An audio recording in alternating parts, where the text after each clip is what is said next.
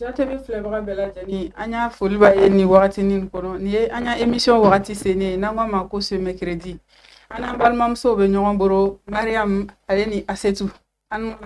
Somo do wa kene awla no amina le mayado o be kene andeme c'est Somo la wula no si bon comme abola ka metro na a bi sujet be na bori muso ya gundo le kan parce que mo chama be question poser la muso ya gundo e jumani donc ma ñalo donc an tu fait ka familial le ke a konona na voilà donc ara ma na question poser le kan muso ya gundo ere jumani ni che ya question na ngo muso ya gundo akono ka bonde anta hakina tara amina fitini soro ka fola ko muso ya gundo saba ni mo bebe muso ya gundo abete ni saba la ibe ko chama ko mu yakoro ibe seke chama soro akono ni mu na ibe chama soro akono ngo muso ya gundo bibi na chemna cho ya bebe muso ya gundo abete den la mo be muso ya gundo kono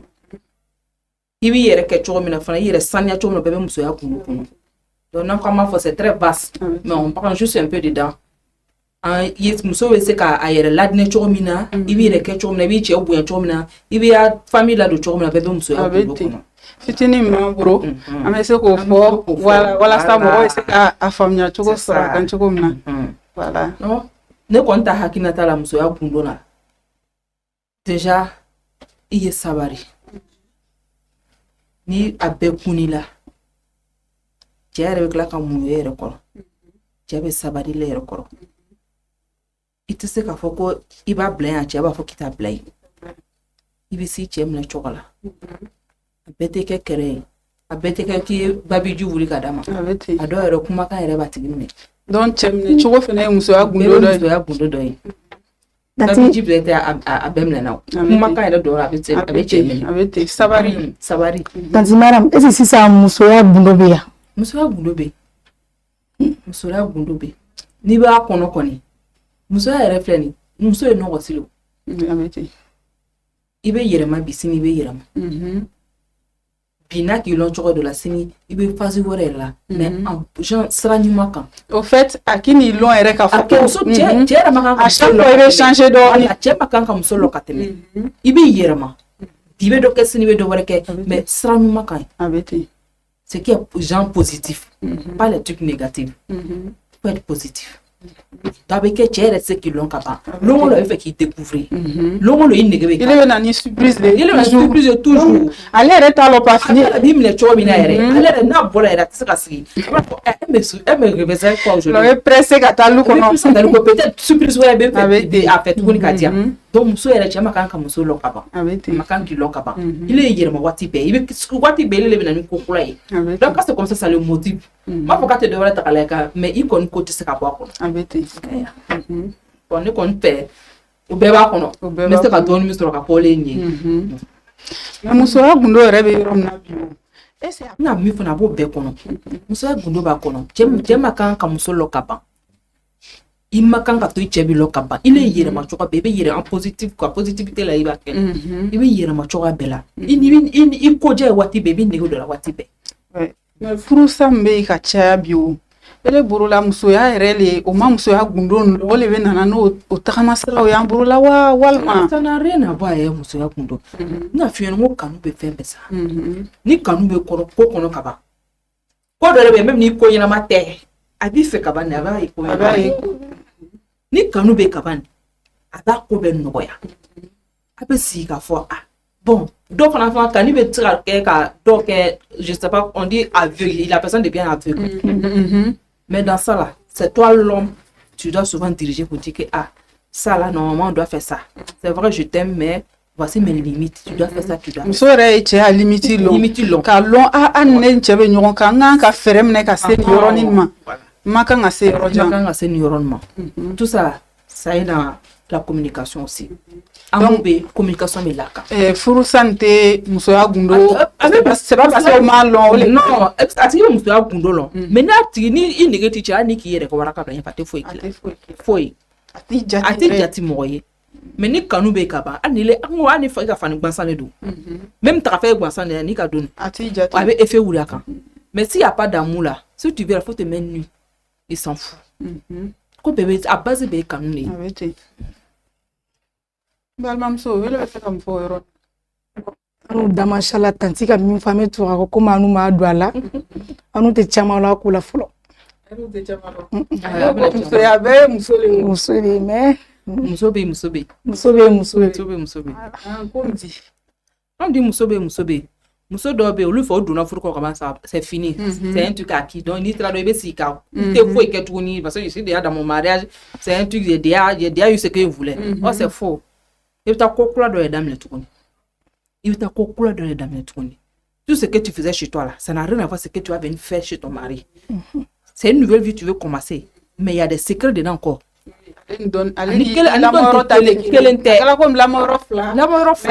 c'est ça mais c'est différent quand tu arrives chez toi là tu sais ce que tu dois faire pour pouvoir maintenir ton mari pour pouvoir maintenir ton foyer pour pouvoir maintenir la famille même au fana bɛ dana an denmisɛn dɔw la sisan yan'o ye don furu la o ya virginité tani de bɛ o bolo la n bɛ se ka mun fɔ o yɔrɔnin kan parce que ni ka mɛn ko musoya walima musoya gundo est ce que ni muso yɛrɛ donna furu kɔnɔ ka sɔrɔ o ma bɔ i la fefefewu o danbe b'i kan o yɛrɛ le tɛ musoya gundo yɛrɛ ye wa ali ka i taara yɔrɔ jan bi dɛ ala wa n'an ko an bɛna kuma ka taa an tɛ karamɔgɔya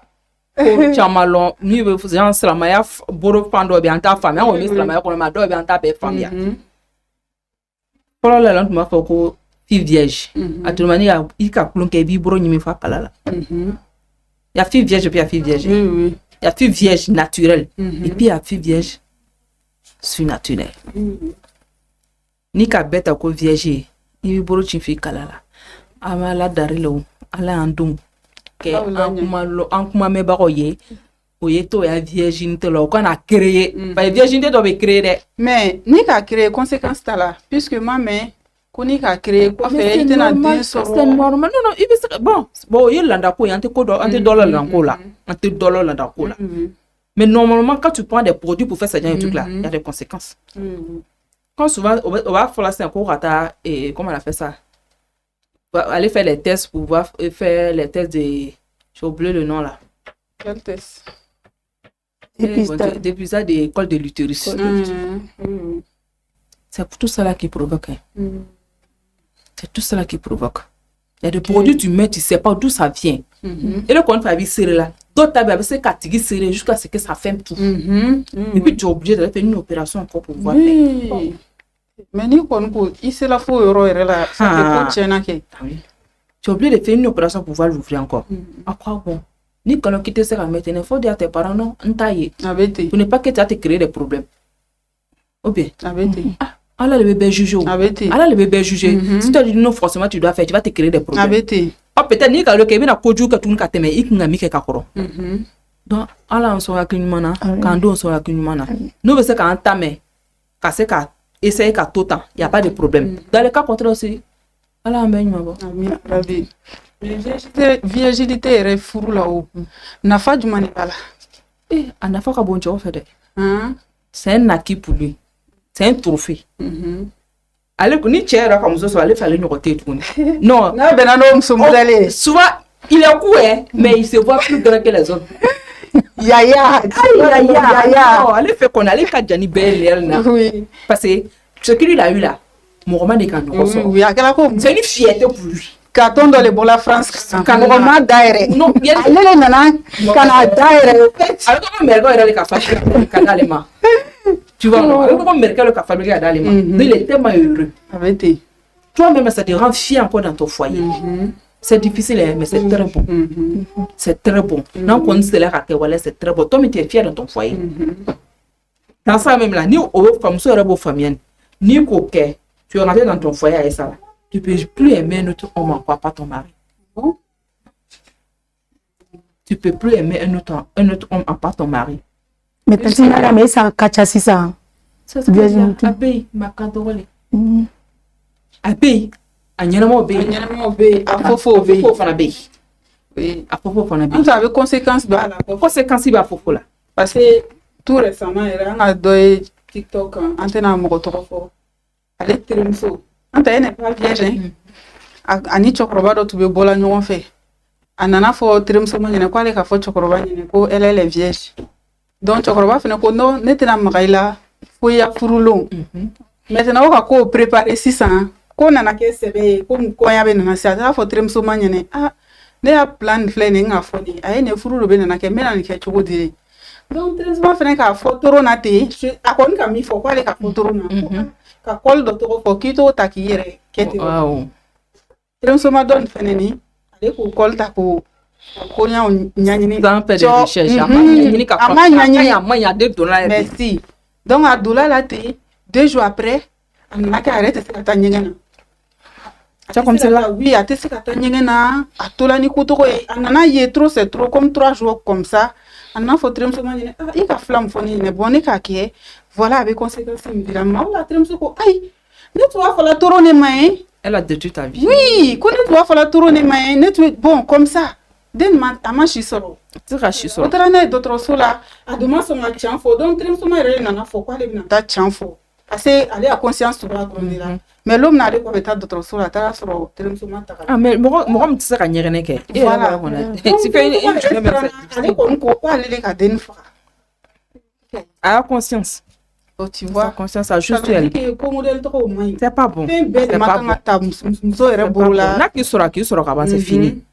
i bɛ tiɲɛ fɔ si la personne t'aime vraiment il va te marier dans le cas contraire là mɔgɔ min b'i fɛ a bɛ n'i ta c'est pas obligé ko mɔgɔ min k'a fɔ ko min fɛ bi a tigi i furu cɛ ye i bɛ se ka furu dɔ kɛ san tan nin kɔ kɔfɛ peut-être i ci furu cɛ ye furu bɛ sɛbɛn taa sɔrɔ i furu cɛ ma c'est ça plusieurs fois mais i bɛ taa furu mɔgɔ wɛrɛ ma i y'a cɛ bɛ kɛ yɔrɔ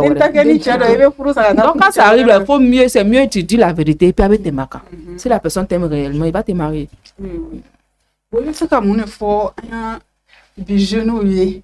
walasa k'o sensibiliser kotogola la walasa parce que an yɛrɛ bana fɔla cogo min na ni cɛ yɛrɛ k'i sɔrɔ ten a kɛra comme a ka trophée voilà n'a ka sɔrɔ a bɛ janya ni a ka comme a ka kan 2025 sɔrɔ ka ban donc an bɛ se ka mun de fɔ o ɲɛnɛ k'u hakilina latigɛ walasa o kɛna kɔn ka o yɛrɛ cɛ ka sɔrɔ waati ma se fɔlɔ bon ne kɔni fɛ c'est l'envie mɔgɔ o bɛ dɔ le envier den bɛ dɔ le envier ka taa yɛrɛ bila nin ko façon na. Envier genre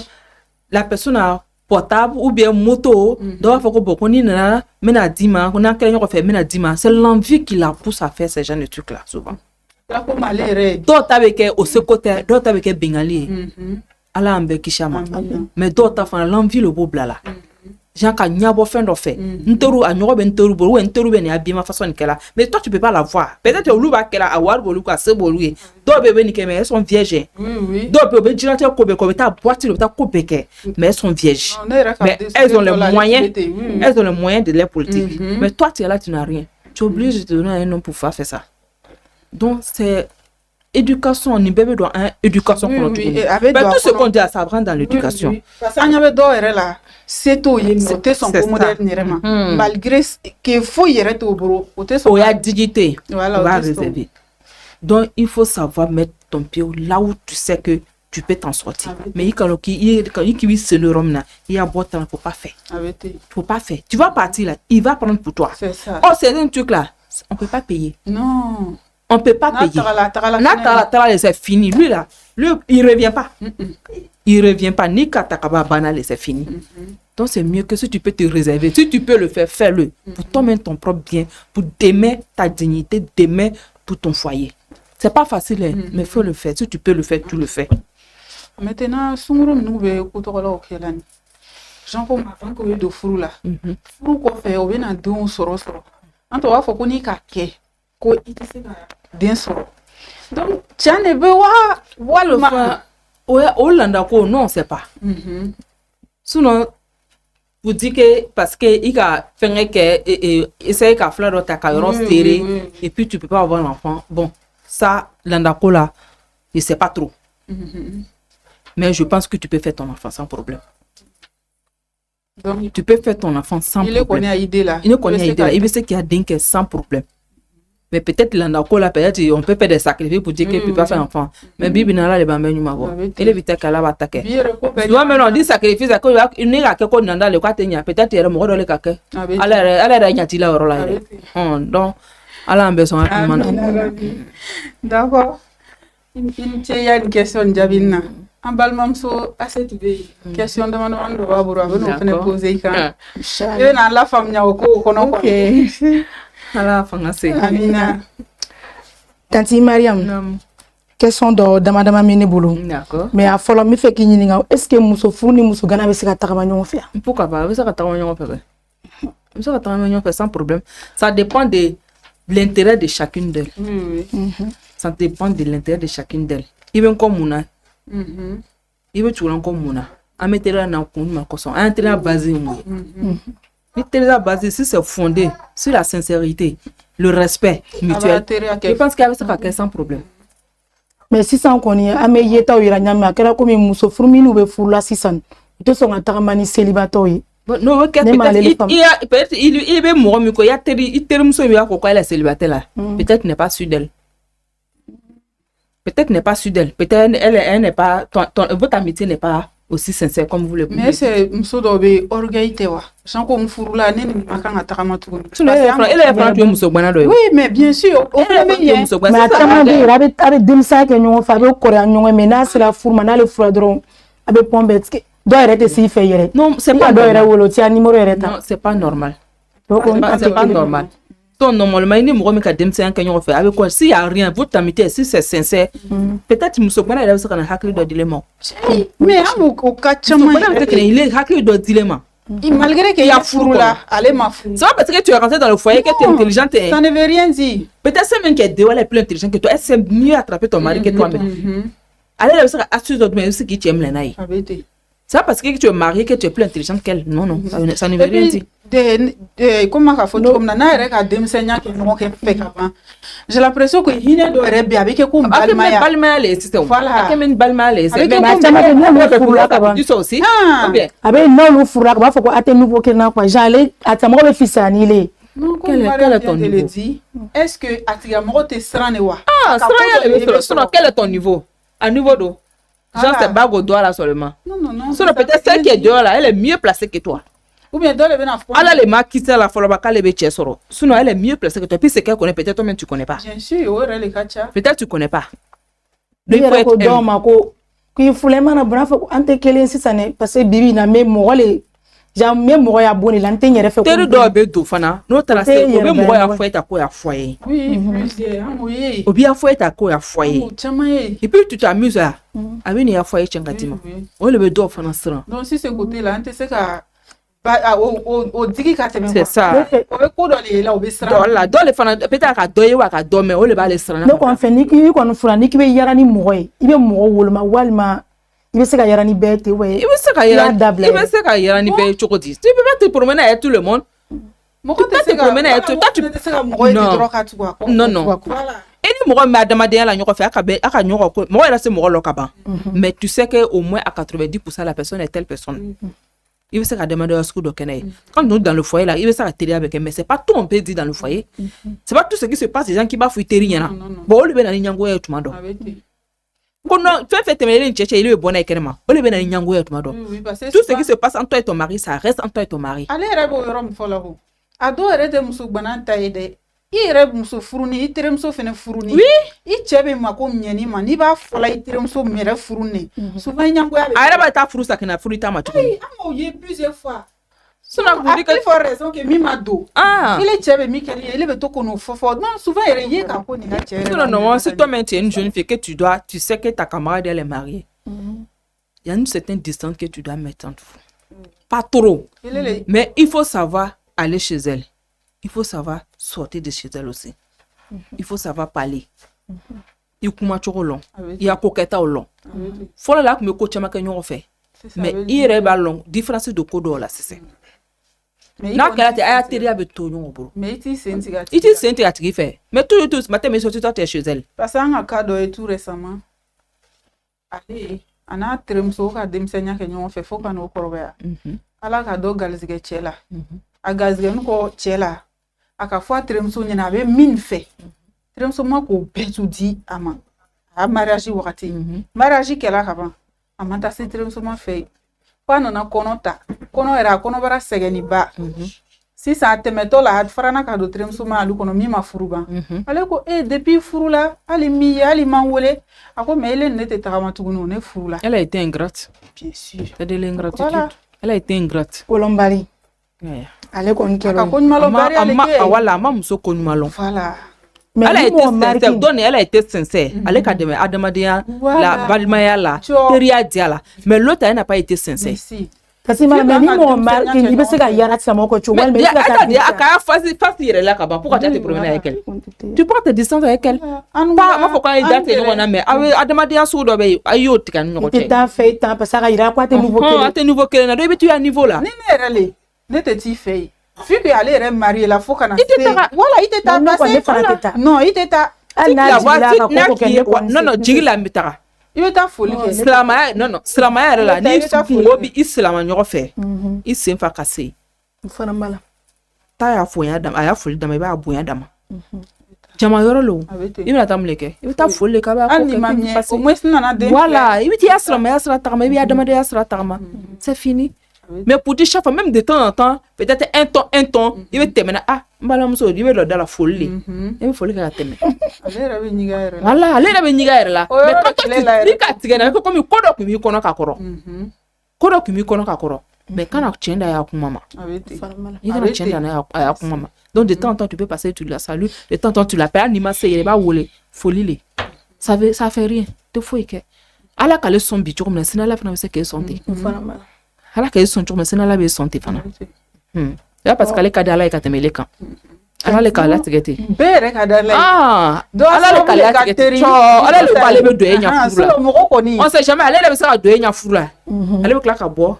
ele bɛ don et puis ele bɛ to i da la ale bɛ to kɛrɛ ma c'est comme cela an k'o ala caman le ye masa ale de b'a bɛɛ kɛ voilà donc mɔgɔ ma di ala ye ka diya ye ka tɛmɛ dɔ kan an bɛɛ ka di ala ye dɔ a hɛrɛ de ka teri ni dɔ ta ye den dɔ bɛ woro i ɲɛfɛ ka kɔrɔbaya i ɲɛfɛ ka kɛ fɛntigi ye ile yɛrɛ ma fɛn sɔrɔ ban o ɲɛngoya k'i minɛ i y'a bila i kunna voilà donc kow tɛ kelen bon n'i ka ta ni limɛ ɲa ala yɛrɛ bɛna sababu dɔ da yɛrɛ ye fɛnɛ i ma sigi ni min ye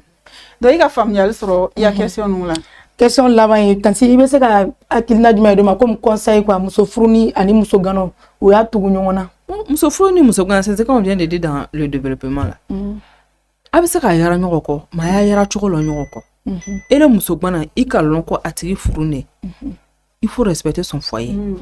l'air dɔ bɛ l'air la i ma kan ka taa kini t'i yɛrɛ fɛ saya salon yɛrɛ kɔnɔ n'a cɛ bɛ oui l'air bɛ l'air la fɛnɛ i ma kan ka tigi wele a ma di dɔw fana la ni muso gana tolo fɛ n'o cɛ na dɔ o ɲɛ kuma non mais si c'est mais normalement quand ton mari vient là si i cɛ nana i terimuso muso gana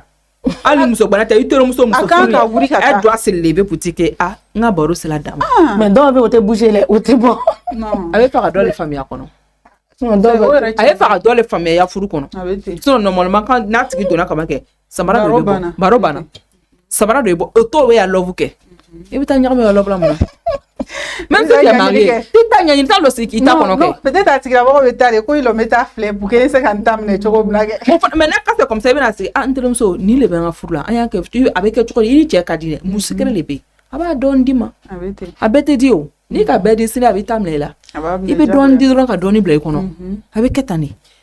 mais i bɛ taa sigi ka taa a tigi ka salon ta k'a i ya salon ye a cuisine i ya cuisine a cɛ nana dɔ papa kana n ji dɔ ye ale i ya papa lɛ non ni papa yɛrɛ nana yɔrɔ i ya papa lɛ ya c'est que ko tiɲɛna n'a ko yɔrɔ min na ko papa dɔrɔn i y'a fɔ a bɛ se ka sɔrɔ a terimuso b'a cɛ wele papa donc dans teriya la a bɛna fɔ bon n fana bɛna fɔ papa n'i y'a kulon kɛ i b'a fɔ ko a bila ne y'a papa le mais il y'a papa tɛ n'a ko papa non premier min na n'i kumana n'a ko non ko min b'a wele a tɛ i y'a fɔ non papa nin bila ne y'a papa tɛ n'i ka natɔ yɛrɛ i bɛ da sɔgɔ de n'a ka da kɔ o b'a fɔ mɔgɔ tɛ yen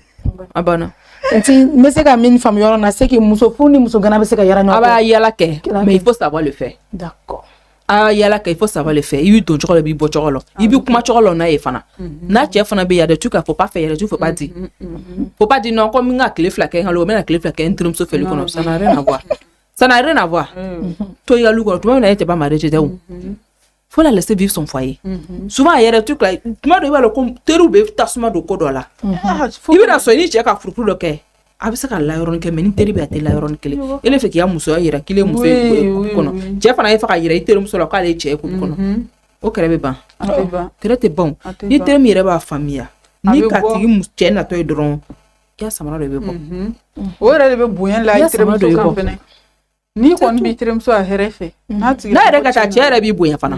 a cɛ b'i bonya mais si toi t'es toujours là le monsieur il a envie de te chasser ça va comment il va faire pour ne pas blesser sa femme toi mais il faut te sentir gêné donc bɛ se ka teriya kɛ mais il faut savoir le faire a b'a kɛ ni respect a b'a kɛ bonya kan c'est même chose pour moi question jaabiw la ne kɔni fɛ fɛnɛ ni mɔgɔ ni i furu ne i terimuso ma furu a bɛ se ka collaboration kɛ ça dépend a b'a tala boro min kan voilà elle yɛrɛ bɛ se ka hakilinata dɔ d'a ma yan'ale y'a furu bɛ se ah ni le bɛ furu kɔnɔ ni le bɛ furu kɔnɔ parce que comme ça elle se prépare mieux pour pouvoir rentrer dans un autre dans un foyer. Pour revenir à ce que tu as dit de suite là souvent yɛrɛ a tigi yɛrɛ idée dɔ bɛ a boro a tile yɛrɛ min bɛ furu kɔnɔ a tile boro maintenant a bɛ se k'o idée fara i ta kan parce que ko ɲɛbaga bɛ yen ko tiɲɛbaga bɛ yen souvent fɛnɛ mɔgɔ yɛrɛ de b'i yɛrɛ kɛ naloma ye sinon ni mɛnna ni mɔgɔ ye a tigilamɔgɔ bɛ kuma minnu fɔfɔli ɲɛna don dɔ i b'a lɔn ko nin tɛ ne ɲɛfɛ mais ni yɛrɛ ma tugu i yɛrɛ b'a lɔn ko mɔgɔ bɛ kuma min fɔ i ɲɛ b'a la voilà i tiɲɛ b'a la donc i b'a lɔn donc une fois que a bɛ teriya la c'est vrai i y'a a ka denmisɛnniya kɛ ɲɔgɔn fɛ mais n nana furu ne ka kuma nin fɔ nin ɲɛnɛ bɛ a bɛ ɲa kuma saboter donc c'est plus la peine i bɛ tiya kuma fɔ ɲɛnɛ sinon walahi an ka dɔw ye o ma furu o terimuso furu la mais walahi ni terimuso ko a b'a don cɛ ka bɔ a tigi tɛ sɔn a b'a fɔ i bɛ taa ni nin ye min an n'u yɛrɛ ka min kɛ ka sɔrɔ an ma furu i kana sɔn ni ma ale yɛrɛ min tɛ furu la yen a bɛ conseil min di furutigi ma non o le y'i teri ye voilà o le y'i teri ye o y'i balima ye n'o ka modèle bɛ yen ten i bɛ se ka mɔgɔya kɛ n'a ye mais min b'a fɔ ko don cɛ joona joona a bɛ don yɔrɔ de kɔ ayi i bɛ bɔtɔ i bɛna don bila gare la i ɲinana ya peut-être samara sengelen kɔ i bɛna sɔrɔ ale de bɛ nafɛn tigɛ la yan et puis ale ye sinaya yɛrɛ i yɛrɛ bɛ sigi min i bɛ don cɛ ka sɔrɔ ka na sigi a b'a kɛ c'est fini i bɛ don cɛ ka sigi a b'a kɛ voilà a bɛ jaba tigɛ ɲɔgɔn fɛ n'a tila a ye budaka sigi voilà j'espère que c'est tout i ka faamuyali sɔrɔ la dɔɔni faamu tanti ni cɛ ka faamu yɛrɛ kosɛbɛ kosɛbɛ hali bi ala y'a faamuya ko ɲuman d'a ma amina madame Gane bon an bɛ yɔrɔ min na o le ye toujours denmisɛnninw a virginité ya ko ye komi émission sela wuri wagati ma n tun bɛ fɛ i ye kuma pour que an bɛɛ ye se ka faamu denbaw denw yɛrɛ o bɛ se ka faamuyali k'a la cogo min na surtout an balakaw o bɛ se ka kuma ni denw ye cogo min na k'o n'u hakili yira parce que souvent an k'an balaka dɔw ye ni den bɔla kɛrɛ ma ka na an n'a ma bɔ foyi kɛ yɔrɔ o bɛ sin ka accuser ile bɔla mine i bɔla mine n'ala sɔnna n'i ka kɔnɔ dɔ ta ka bila k'an tan den yɛrɛ a pensée yɛrɛ tun t'o yɔrɔ la donc directement à chaque fois n'i b'a fɔla den ɲɛna a bɛ se ka na ni pensée wɛrɛ ye donc i bɛ se ka kuma n'an balakaw ye cogo min na o ye taa ni denmisɛnninw ye dɔɔni dɔɔni ka tila ka kuma ni an yɛrɛ sunguruden ninnu caman ye minnu yɛrɛ m'o ta ko ɲagami fɔrɔba u ko ye se ka hali bi ala kana to a ɲagami ala y'o sɔn hakili la den ladon ma nɔgɔ dɛ surtout muso den ladon a ma nɔgɔ tuma dɔ i dusu yɛrɛ bɔ i bɛ kuma dɔ fɔ ka sɔrɔ a t'i dusu kun na mais dusu de bɛ mɔgɔ bila la mais n'an bɛ se an ye dusu faga an bɛ segin ka kuma n'an denmusow ye ni den yɛrɛ ka koli ye ka ban a lasigi min bɛ diɲɛlatigɛ kɔnɔ dɔɔni fɔ an ɲɛna dɔɔni fɔ an ɲɛna i diya dali tɛ a tigi bɛ taa kɔnɔ ta mais dɔɔni fɔ an ɲɛna ka tila ka yira la n'a kɛra ten tiɲɛ a solution tɛna sɔrɔ an bolo donc c'est mieux que tu te réserves n'ala yɛrɛ ala ye a bɛɛ don silamɛya sira la ni silamɛya sira donna jukɔrɔ ka ban a tigi ba bɛ sigi